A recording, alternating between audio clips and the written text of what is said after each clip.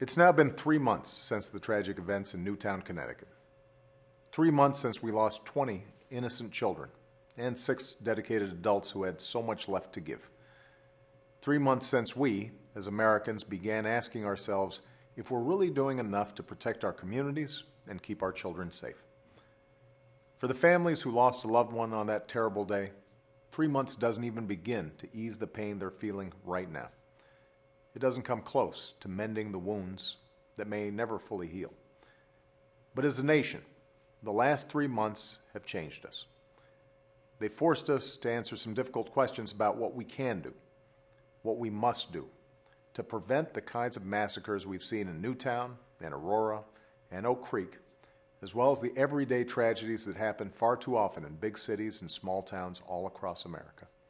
Today, there's still genuine disagreement among well-meaning people about what steps we should take to reduce the epidemic of gun violence in this country. But you, the American people, have spoken. You've made it clear that it's time to do something.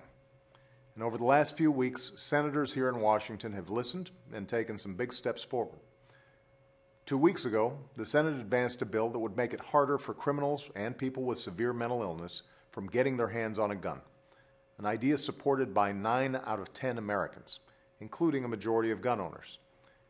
The Senate also made progress on a bill that would crack down on anyone who buys a gun as part of a scheme to funnel it to criminals, reducing violent crime and protecting our law enforcement officers. Finally, the Senate took steps to reinstate and strengthen a ban on the sale of military-style assault weapons, set a 10-round limit for magazines, and make our schools safer places for kids to learn and to grow. These ideas shouldn't be controversial. They're common sense. They're supported by a majority of the American people, and I urge the Senate and the House to give each of them a vote. As I've said before, we may not be able to prevent every act of violence in this country, but together we have an obligation to try.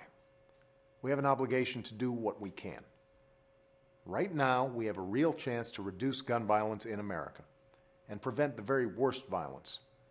We have a unique opportunity to reaffirm our tradition of responsible gun ownership and also do more to keep guns out of the hands of criminals or people with a severe mental illness. We've made progress over the last 3 months, but we're not there yet.